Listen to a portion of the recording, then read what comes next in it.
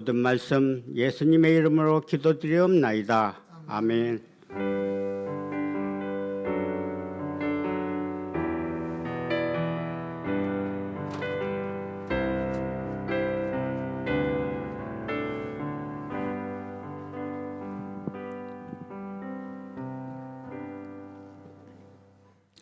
성경 말씀 히브리서 1장 2절 보겠습니다.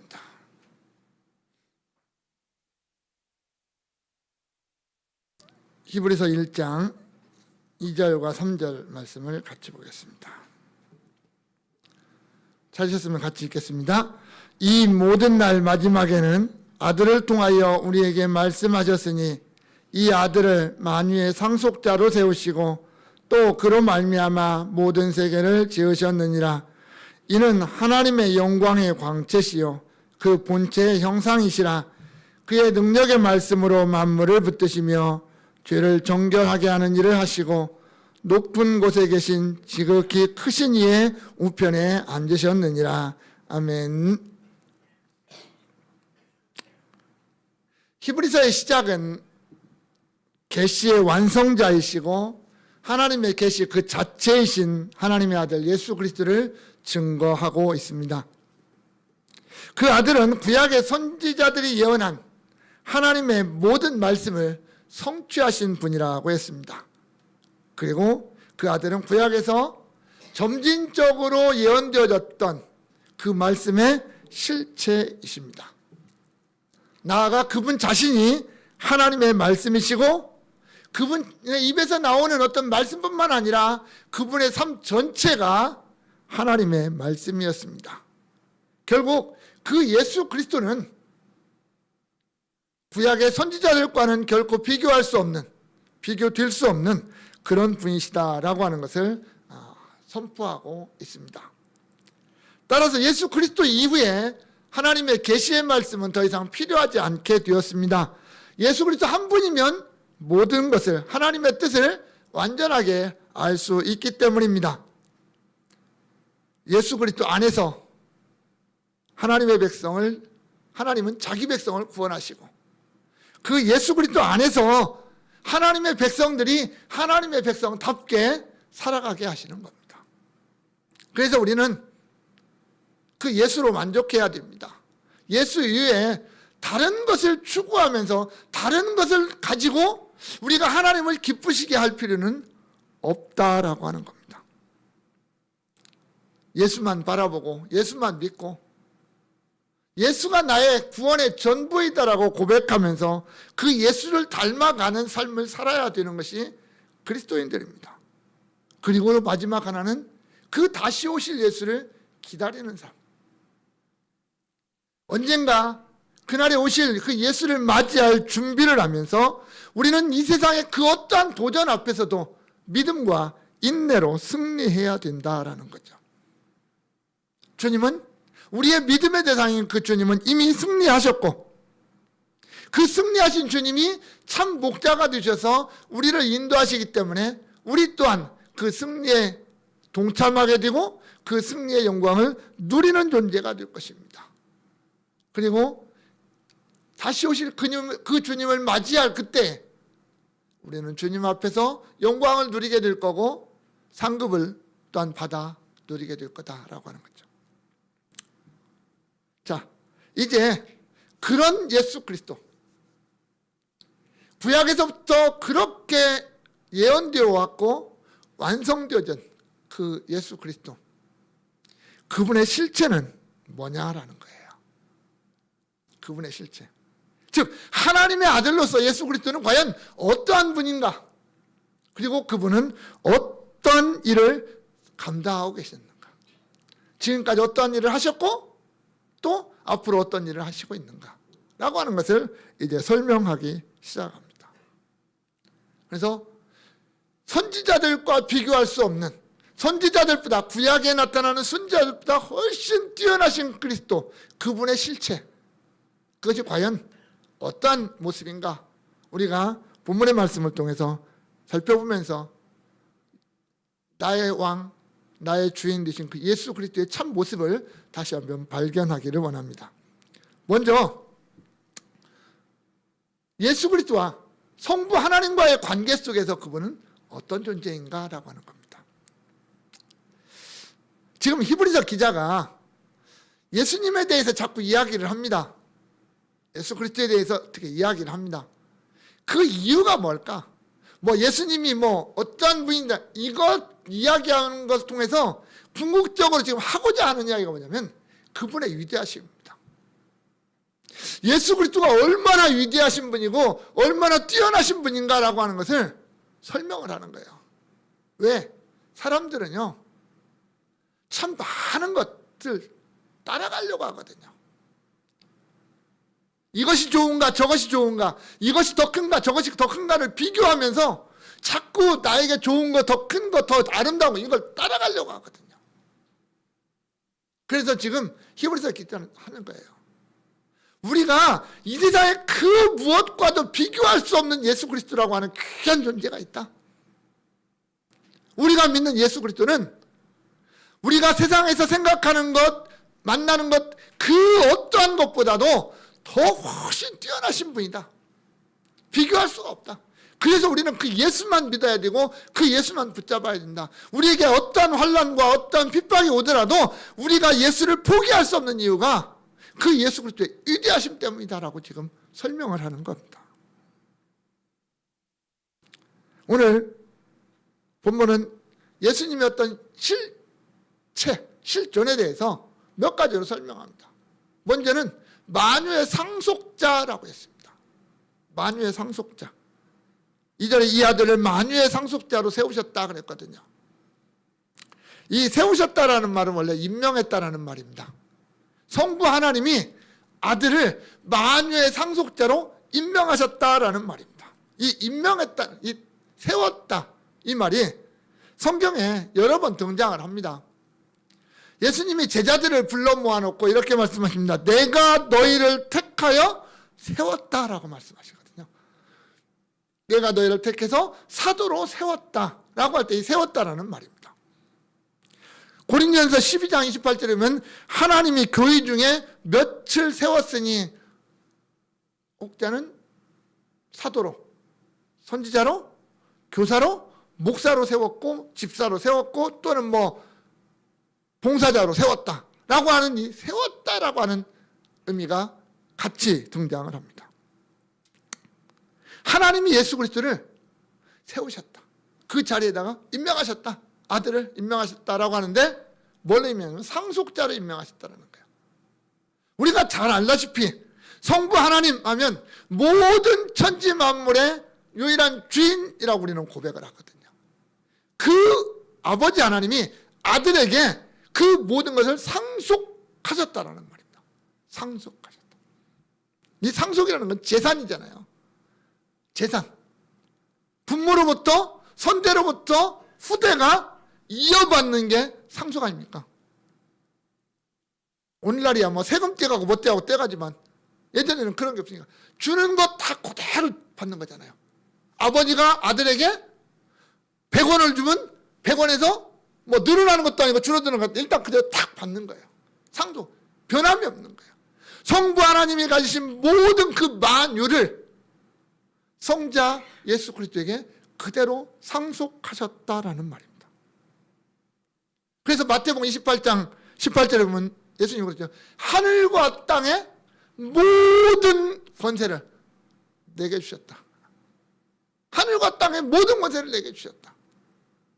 결국 하나님이 만유에 대한 상속하셨다라는 것은 통치권까지 그 모든 만유를 다스릴 수 있는 권위를 아들에게 주셨다라고 하는 거죠.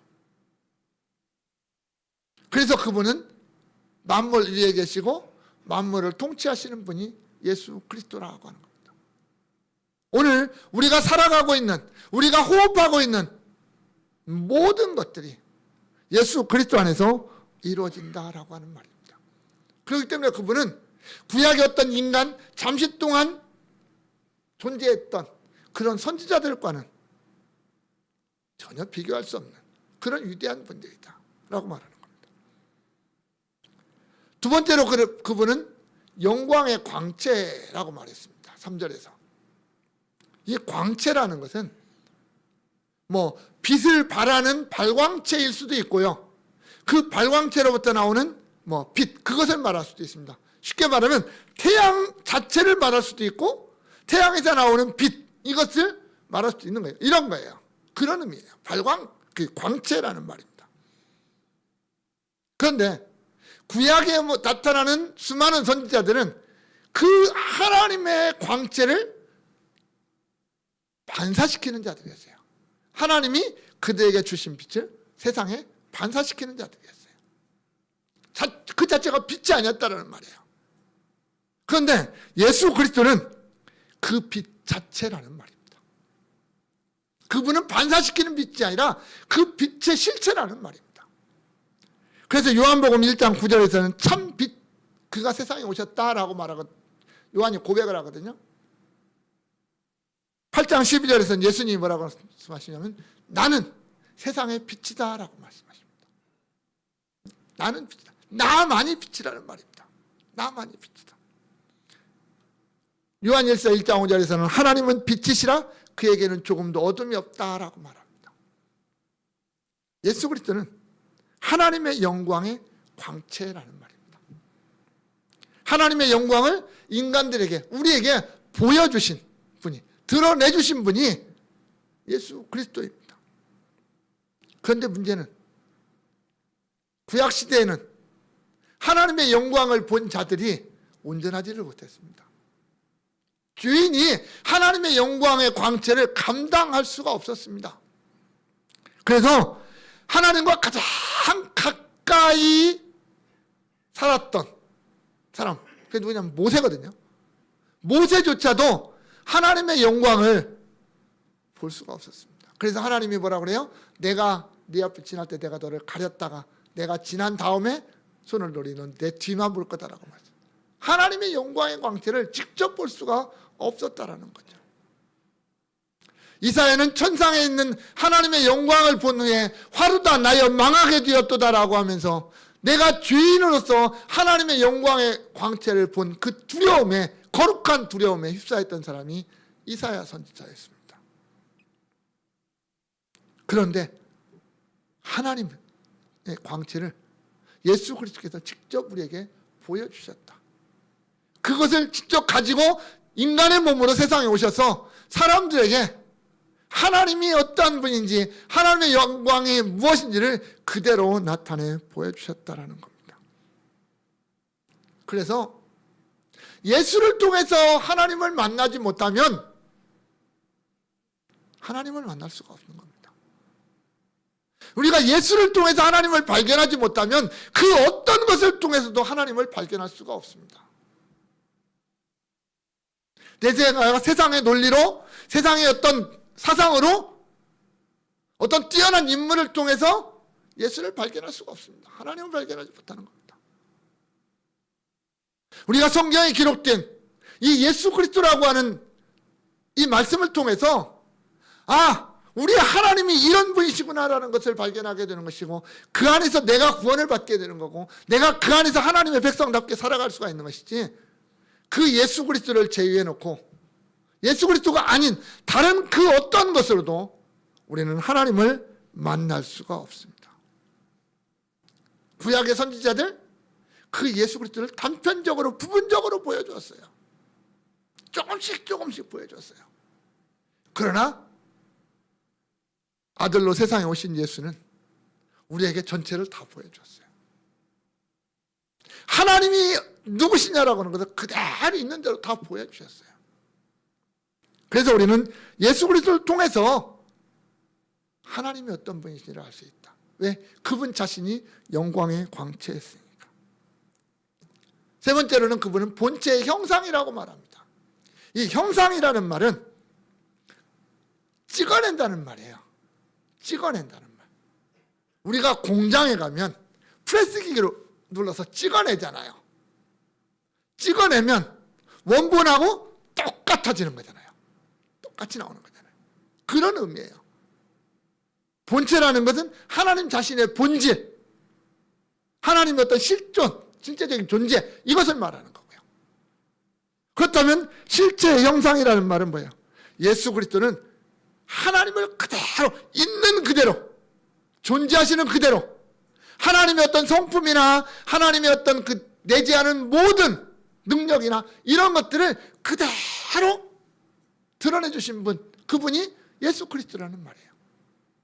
그렇다고 해서 하나님이 예수 그리스도처럼 뭐 어떤 사람의 얼굴과 모양 이런 것을 가지고 뭐 육체적인 이런 것을 보여줬다, 이런 게 의미가 아니겠죠. 하나님의 거룩하심, 하나님의 어떤 그 본성, 또 하나님의 어떤 능력, 이런 것들을 가감없이 다 드러내 주신 분. 그러니까 예수 그리스도가 하시는 모든 것은 하나님과 동일하다라는 말입니다. 그래서 예수님은 빌립에게 그러죠. 나를 본 자는 아버지를 보았다. 왜? 내가 하나님 아버지의 모든 것을 그대로 보여주니까. 내가 아버지 안에 있고 아버지가 내 안에 계십니다. 궁극적으로 예수님 뭐라 그래요? 나와 아버지는 하나다, 이렇게 말씀하시는 거예요. 나와 아버지는 하나다. 결국 예수 그리스도는 하나님 자신이라는 말입니다. 그렇기 때문에 이 세상의 모든 피조물과는 너무나도 구별되는 그런 분이 예수 그리스도입니다. 그분이 비록 이 땅에 오셔서 아기의 모습으로 태어났고 그분이 자랐고 성인이 돼서 사람처럼 살았습니다. 우리하고 똑같이 살았습니다. 먹고 자고 피곤하면 피곤해 하셨고 슬프면 우셨고 기쁘면 웃으셨습니다. 그러나 그분은 그분 자신이 하나님이셨다라는 거예요. 물론 인간이셨지만 그 안에 하나님의 신성으로 하나님의 영광으로 충만한 하나님이셨다. 그렇기 때문에 그분의 어떤 모습을 그림자처럼 보여주는 선지자들과는 너무나도 다른, 그분은 완전한 하나님 자신이었다라는 거죠. 여러분, 예수 그리스도는 하나님의 아들입니다. 아들이면 마땅히 아버지의 상속자 되겠죠. 마땅히 아버지의 모든 것을 이어받을 수 있는 유일한 상속자입니다. 성부 하나님은 성자 예수 그리스도를 통해서 자기 백성을 위한 구속의 사역을 감당하게 하시고 그 대가로 하나님이 약속으로 만유에 대한 상속권을, 상속자로서의 권위를 아들에게 부여하셨습니다.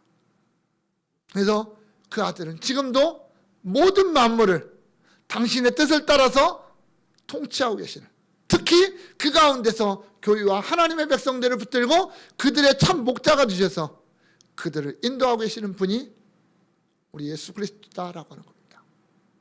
또한 그분이 자신이 하나님의 본체시고 하나님의 영광을 가지셨던, 영광이셨던 그분이 세상에 오셨고 하나님의 영광을 온전하게 드러내셨다라고 하는 겁니다. 이제 우리는 그 예수를 통해서 하나님이 누군지를 알게 되고 그 하나님이 나를 위해서 어떠한 일을 하셨는지 그것을 발견하게 된다라는 겁니다. 물론 구약에도 알았어요. 사람들이 성경을 통해서 선지자들을 통해서 주어진 말씀을 통해서 알았어요. 그러나 완전하게 알지는 못했다라는 거죠. 부분적으로 희미하게 알았다라는 거죠. 그러나 오늘 우리는 이미 오신 예수 그리스도를 통해서 완전하게 알 수 있는, 이제 더 이상 뭐 다른 것을 통해서 하나님을 발견하려고 애쓸 필요가 없는 오직 예수 그리스도가 우리의 전부가 되어버린 그런 시대를 우리는 살아가고 있는 거죠. 그래서 우리가 그 예수의 위대하심을 인정하고 주님의 그 높고 위대하심을 찬양하면서 고백하면서 그분만 따라가야 된다는 거죠. 그분이 아닌 다른 것에 우리의 마음을 뺏기고 우리의 믿음이 흔들려서는 안 된다는 거죠. 비록 그것이 아무리 강하고 아무리 힘 있는 것이라 할지라도 그게 예수가 아니면 우리가 거기에 따라갈 필요가 없고 거기에 굴복할 필요가 없다라고 말하는 겁니다. 나아가 내 삶을 통해서 예수가 나의 왕이요 나의 참 목자라는 것을 고백하면서 살아가는 거죠. 그분 앞에 순종하면서 살아가는 것이 되겠죠. 그래서 나의 삶을 통해서 또한 예수가 드러나도록 하는 그러한 삶이 우리에게는 필요하다라는 겁니다. 두 번째로 그분의 어떤 위대하심은 그분의 사역을 통해서도 나타나고 있습니다. 그분은 하나님으로서 존재하면서 가만히 앉아 계시는 분이 아니라는 말입니다. 직접적으로 당신이 일하시는 분입니다. 일하시는 분. 특히 자기 백성들을 위해서, 하나님의 백성들을 위해서 일하시는 분. 그분이 예수 그리스도입니다. 그 사역을 통해서 당신의 위대하심을 드러내고 당신의 존귀하심을 그대로 드러냅니다. 먼저 2절 끝에 보면 그로 말미암아 모든 세계를 지으셨다라고 말합니다. 성경에서 가장 위대한 선언 한 구절을 뽑으라면 창세기 1장 1절일 겁니다. 태초에 하나님이 천지를 창조하셨느니라. 우리가요, 성경 전체에서 이 말씀이 믿어지지 않으면, 창세기 1장 1절이 믿어지지 않으면 그 이유는 의미가 없습니다. 사실 태초에 하나님이 천지를 창조하셨느니라 이 말씀이 믿어지지 않으면 예수 그리스도가 십자가에 못 박히시고 죽었다가 부활하시고 승천하시고 재림하신다는 거 못 믿어요. 절대로 믿을 수가 없습니다. 그만큼 어마어마한 선언이 창세기 1장 1절입니다.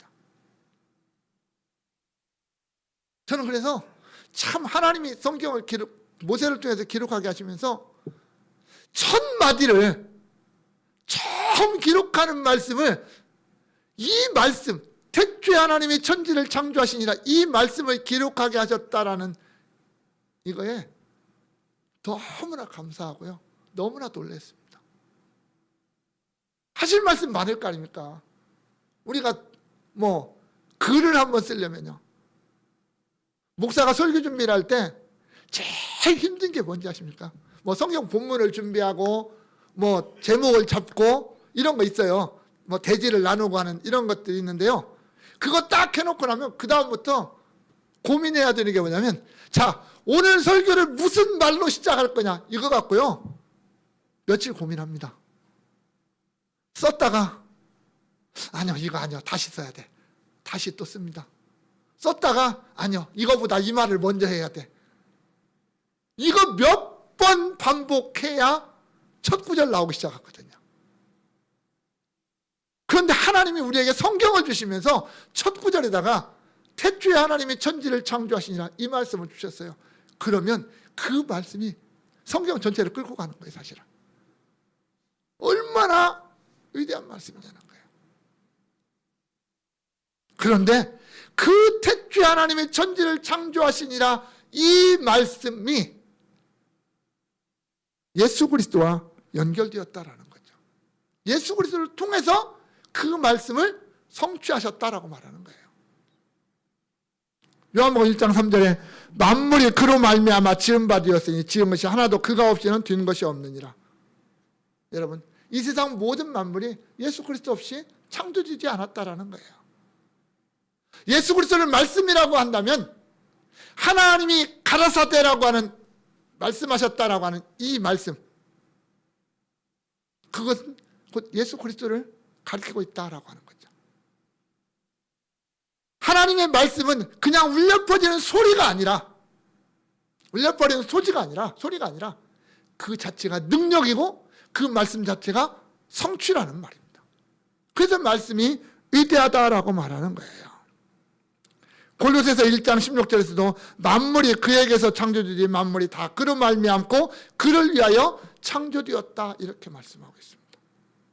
예수 그리스도의 창조, 예수 그리스도를 통한 창조, 예수 그리스도를 말미암아 모든 만물이 창조되었다라고 성경은 전체에서 그렇게 고백하고 있습니다. 결국 예수 그리스도도 창조주 하나님이라는 말입니다.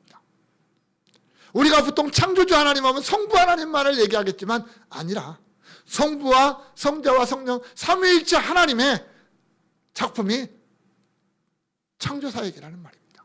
어느 한 분의 사역이 아니라, 우리가 대표자로서 성부 하나님을 얘기했지만 성자 예수 그리스도와 성령 하나님의 같은 사역에 의해서 온 만물이 창조되었다라는 겁니다. 이 성경이 기록될 당시, 히브리서가 기록될 당시에는요, 사람들의 사상 속에 우리 성경과는 좀 거리가 먼 그런 내용들이 많이 있었습니다. 천사를 숭배하는 사람들도 있었고요. 또 위대한 믿음의 조상들을 거의 신적인 자리에 올려놓는, 오늘날도 이런 사람들 많이 있지만 그런 사람들도 많이 있었습니다. 그런 사람들에게 오늘 히브리서 기자가 딱 하는 한마디는 그거예요.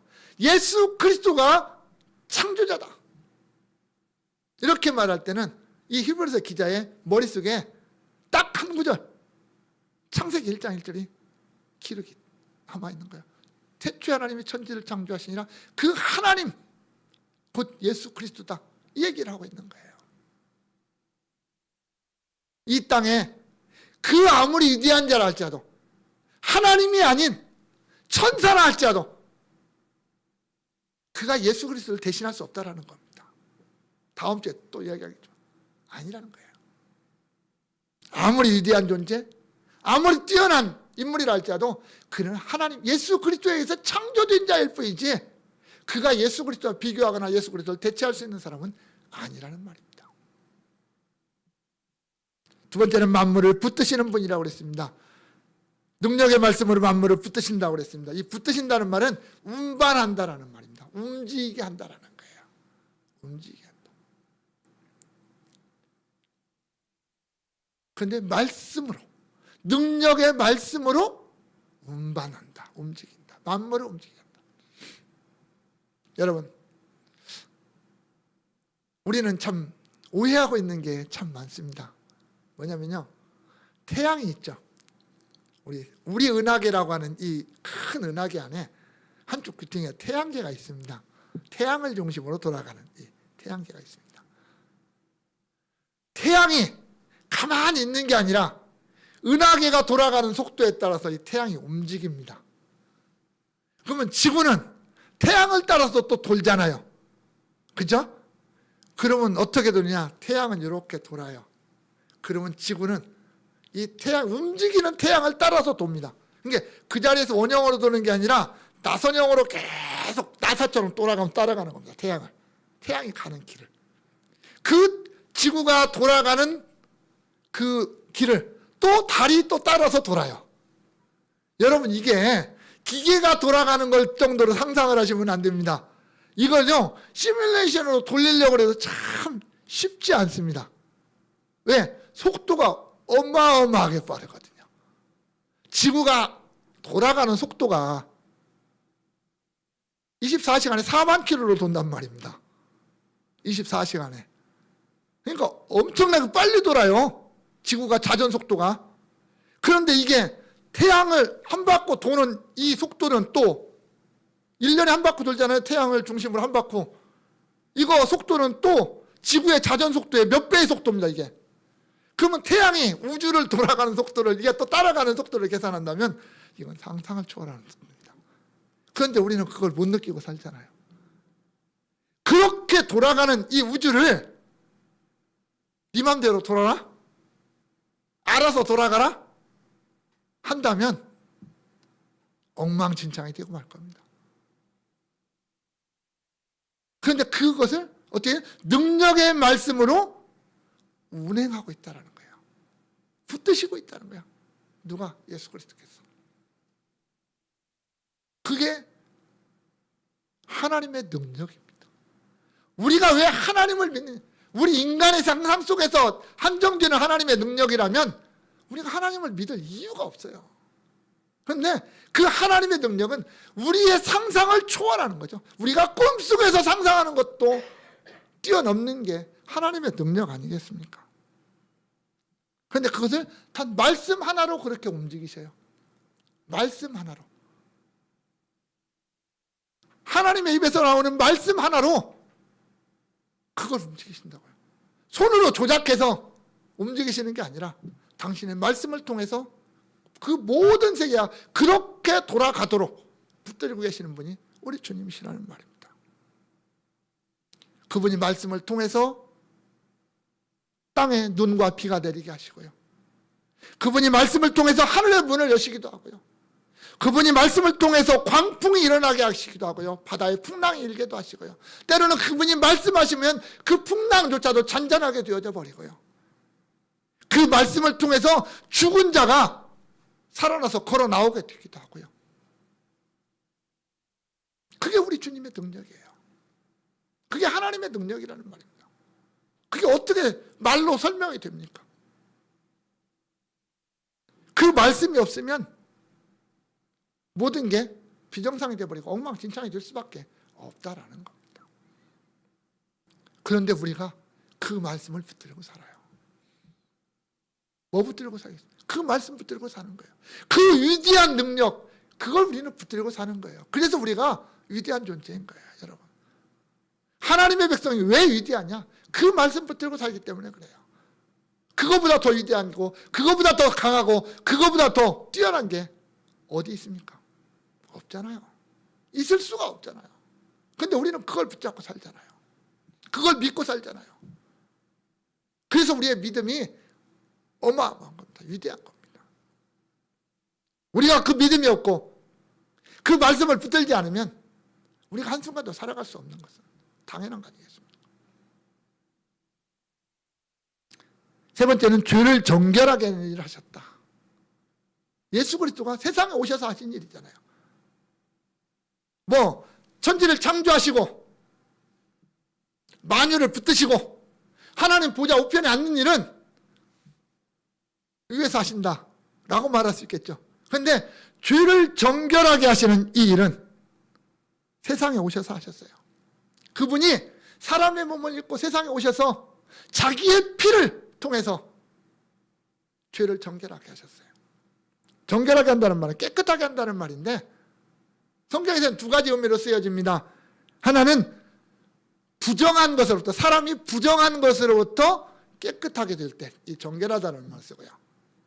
또 하나는 제사장들이 하나님 앞에 제사를 드리러 가기 전에 먼저 물로 자신을 씻을 때 그걸 정결하게 한다, 이렇게 성경에서는 구약성경에 등장을 하거든요. 근데 신약으로 건너와서 특히 오늘 본문에서는 예수 그리스도의 어떤 죽음을 통해서 자기 백성들을 죄로부터 정결하게 하는 것, 이것을 가리켜서 본문에 정결하게 했다, 이렇게 말씀을 하고 있는 겁니다. 예수님이요, 우리의 죄를 대속하는 일을 하셨다라는 거예요. 대속. 왜? 우리에게는 죄로부터 벗어날 수 있는 힘이 전혀 없거든요. 능력이 전혀 없습니다. 다만 우리는 그 죄 때문에 영원히 죽어야 되고, 죄의 삭은 사망이라고 하는 하나님의 그 형벌 앞에 우리는 다른 거 할 수가 없어요. 그런데 성경은 우리가 그 죄로부터 벗어날 수 있는 길을 딱 하나 가르쳐주고 있습니다. 그게 뭐냐면 피예요. 피 흘림이 없은즉 사함이 없느니라 라고 말하고 있거든요. 우리가 죄로부터 정결하게 될 수 있는 딱 하나의 방법이 뭐냐면 피예요. 피는 곧 생명이고요, 피를 흘렸다라는 건 죽었다라는 겁니다. 죽었다. 결국은 내가 내 죄로부터 벗어날 수 있는 딱 하나의 방법이 뭐냐? 내가 죽는 거예요. 내가 죽어야 돼요. 그런데 내가 안 죽고 죄로부터 벗어날 수 있는 딱 하나의 길을 우리 주님께서 친히 만들어 놓으셨어요. 자기의 피로. 예수 그리스도가 자신의 피로 아무런 죄도 없고 죄와 관련도 없는 그분이 자신의 피로 자기 백성들의 모든 죄를 대속해 버리셨다는 거예요. 그리고 우리에게는 뭐라고 말씀하세요? 이걸 믿으라고 말합니다. 그걸 믿는 자들은 그 피로 씻어주시겠다라는 거예요. 내가 하나님 앞에 설 때 내 죄가 없는 게 아니에요. 내 죄가 있어요, 사실은. 그런데 예수 그리스도의 피가 나를 덮어버려서 하나님 앞에서 내 죄가 드러나지 않게, 보이지 않게 하는 거죠. 그래서 하나님이 나로 하여금 나에게 너는 죄 없는 자다, 의인이다라고 선언하시게끔 하는, 그게 칭의라는 거잖아요. 내가 하나님 앞에 정결하게 되었다. 그런데 그 모든 일을 예수 그리스도는 억지로 하지 않으셨습니다. 오늘 정결하게 하시는 일을 하셨다라고 했는데, 이 하셨다라는 것은 스스로 했다라는 거예요. 내가 스스로 했다. 누구의 강요나 억지로 한 게 아니다라는 말이에요. 예수님은 요한복음 10장 18절에서 이렇게 말씀하십니다. 이를 내게서 빼앗는 자가 있는 것이 아니라 내가 스스로 버리는. 이건 예수님 당신의 목숨을 말씀하셨거든요. 생명을 말씀하셨어요. 내가 누구의 힘에서 억지로 내가 힘이 없어서 십자가에 매달려 죽는 게 아니다. 내가 스스로 내 스스로 십자가를 향해 가고 내가 스스로 십자가에 못 박히는 것이지 내가 힘이 없어서 내가 십자가에 못 박히는 게 아니다 라고 말씀하시는 겁니다. 왜? 내가 내 백성을 너무 사랑하니까. 내가 내 백성을 너무 사랑해서 내가 그들이 죄악 가운데서 멸망당하는 걸 볼 수 없어서 내가 그들 대신에 죽음을 당한다. 그렇게 말씀하시는 겁니다. 그 위대한 사랑이 우리의 죄를 위해서 우리의 모든 죄를 지고 가는 한 마리의 하나님의 어린 양이 되셨던 겁니다. 그리고 이제 더 이상 없습니다. 구약의 사람들은요, 그 죄 때문에 날마다 짐승 잡아 죽여야 됐어요. 얼마나 많은 짐승들이 죽었는지 모릅니다. 그러나 이제는 더 이상 안 죽어도 돼요. 이제 더 이상 예수 그리스도가 당신의 피로 완전한 제사를 드렸기 때문에 이제 더 이상 짐승들이 죽지 않아도 돼요. 예수 그리스도만 바라보고 그만 믿으면 된다라는 거죠. 이제 내가 내 구원을 위해서 뭔가 새롭게 할 일이 없어요. 예수 그리스도가 완성해놨으니까, 완성자니까, 종결자니까 더 이상 할 게 없어요. 우리는 그걸 그냥 믿으면 돼요. 어떻게 보면 가장 쉬운 것 같지만 이 믿음이라는 게 가장 어려운 거지. 이 믿음이거든요. 말로는 믿는다고 그러지만 실제는 잘 안 믿어지는 게 우리의 모습이기도 하기 때문에 그렇습니다. 그러나 성령 하나님의 역사를 말미암아 내가 예수 그리스도를 나의 주로 고백하며 주님이 나를 위하여 십자가를 지고 죽으셨다라는 것, 그로 말미암아 내 죄가 사해졌다는 것을 믿는 자들은 하나님이 정결하게 봐주시는 겁니다. 정결하게 죄 없는 자로 받아주신다라고. 예수 그리스도는 그런 일을 하셨다라는 거예요. 그 누구도 할 수 없는 것, 아무리 위대한 천사도 할 수 없는 것, 아브라함도 못하고 모세도 못하는 것, 오직 예수 그리스도만이 그 일을 하셨다라고 말씀하는 겁니다. 그래서 그분이 위대하다라는 거예요. 마지막으로는 보좌 우편에 앉으셨다라고 하죠. 높은 곳에 계신 지극히 크신 이는 분명 하나님, 성부 하나님을 말씀하시고요. 그 우편에 앉았다라는 것은 그분의 지극히 위대하신 영광스러운 자리를 차지하셨다라고 하는 거죠. 사실 이 자리는 예수님이 부활하고 승천하심으로 새롭게 앉은 자리는 아닙니다. 원래부터 당신의 자리였어요. 원래 당신의 자리였어요. 그런데 그 자리를 비워두고 사람의 몸으로 낮아지고 죽기까지 낮아지신 그분이시거든요. 그런데 성부 하나님은 그를 다시 본래의 자리로 회복시키신 거죠. 본래의 자리로 들어가요. 그래서 본래 하시던 일을 계속 하시는 거예요. 그분의 창조가 계속 이루어지고 있고 그분의 통치가 계속 이루어지고 있는 거죠. 그게 오늘 하시는 일이죠. 또 그 보좌 우편에서 또 하나의 사역은 대제사장의 사역이죠. 자기 백성들을 위해서 끊임없이 성부 하나님 앞에 중보하시는 분, 유일한 중보자가 되시는 그분, 그 일을 감당하고 있는 것이 하나님 보좌 우편이라는 말입니다. 그러니까 그분은 과거의 역사로 끝나버리는 분이 아니라 십자가에 죽으시고 부활하시고 승천하신 걸로 그분의 역사가 끝나는 것이 아니라 지금도 일하고 계시는 분이라는 말입니다.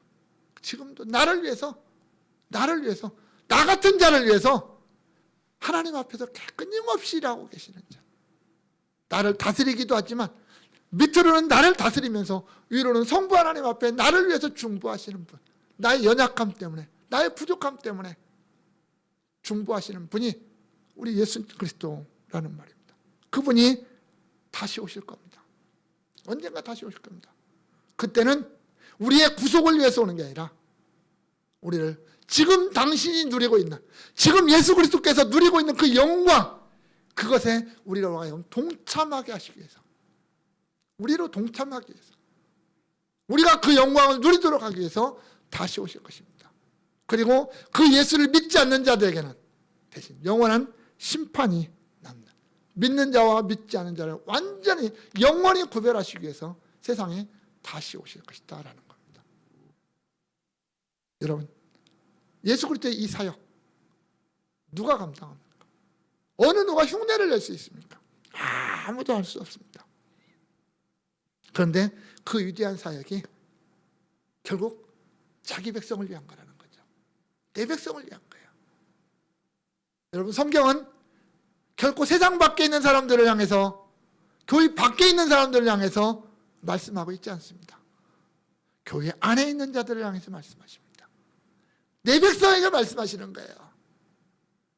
내 백성 된 자들에게 내가 너를 창조했고, 내가 너를 구속했고, 내가 너를 지명해서 불러냈으니까 너는 내 것이라고 말씀하시는 것이지, 세상에 있는 사람들에게 너는 내 것이라고 하나님은 절대로 말씀하지 않으셔요.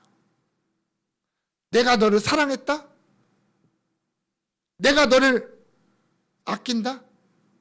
다 내 백성 된 자들에게 하는 말이죠. 저 세상에 예수를 믿지 않는 자들을 향해서 내가 너를 사랑한다라고 절대로 말씀하지 않습니다. 우리 하나님, 우리가 오해하지 말아야 돼요. 그래서 우리가 존귀한 겁니다. 그 위대하신 하나님, 그 위대하신 예수 그리스도의 사역을 통해서 내가 하나님의 백성 됐다라는 거, 그 하나님이라고 하는 그 공동체 안에 내가 들어왔다라는 게, 이게 쉽게 생각할 수 있는, 그냥 가볍게 생각할 수 있는 그런 게 아니지 않습니까? 사랑하는 성도 여러분, 우리 주님은 그런 분이십니다. 그분 자신이 하나님이십니다.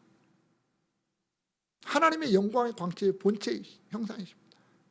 그러면서도 그분이 나를 위해서 온 우주 만물을 창조하셨고, 그 만물을 붙드셨고, 나아가 나의 죄를 대속하셨고, 오늘 이 시간도 하나님 보좌 우편에서 나를 지켜보시면서 나를 위해서 중보하시는 분, 그분이 예수 그리스도이십니다. 우리가 그분 위에 뭘 바라보겠습니까? 뭘 따라가겠습니까? 무엇을 믿고 무엇을 숭배하겠습니까?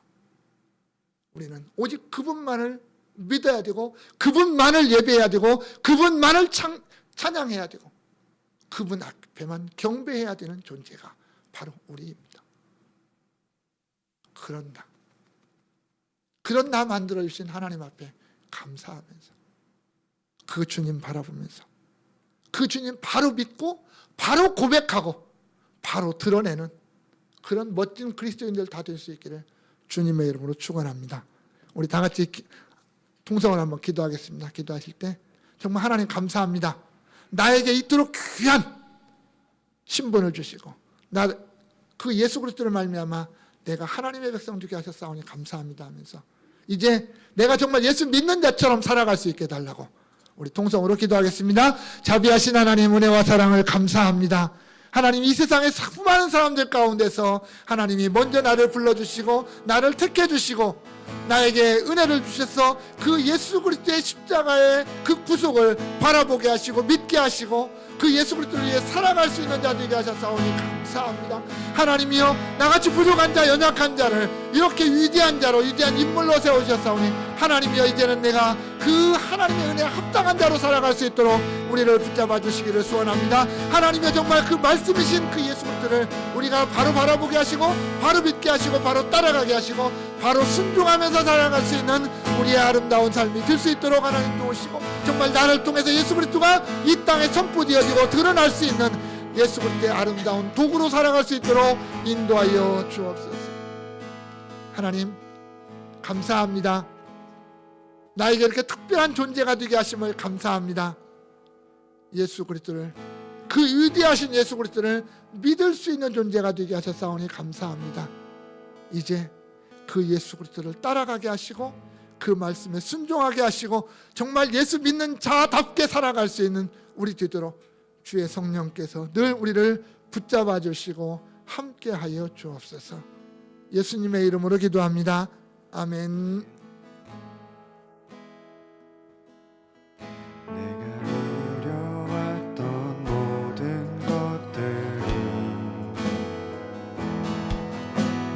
지나왔던 모든 시간이, 내가 걸어왔던 모든 순간이 당연한 것 아니라 은혜였습니다. 당연한 것 아니라 은혜 아침 해가 뜨고 아침 해가 뜨고 저녁에 노을 봄의 꽃향기와 가을의 열매 변하는 계절의 모든 순간이 당연한 것 아니라 은혜였어. 것이 은혜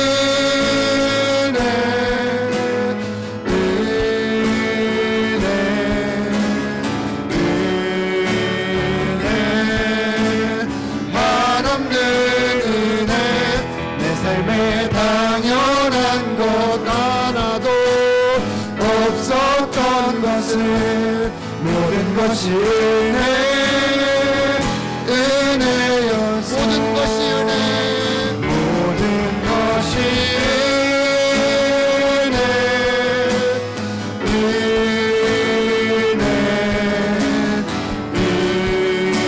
은혜 한없는 은혜 내 삶에 당연한 것 하나도 없었던 것을 모든 것이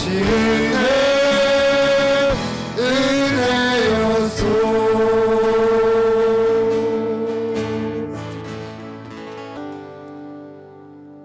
우리의 생명의 주가 되시고 참 목자장 되신 우리 구주 예수 그리스도의 은혜와 나의 아버지 하나님 그 크고 놀라우신 사랑과 성령님의 감화와 감동과 충만하신 역사가 오직 예수로 만족하고 그 예수로 말미암아 살아가기를 원하는 여기 모인 주의 백성들 머리머리 위에 이제로부터 영원까지 함께 있을지어다. 아멘.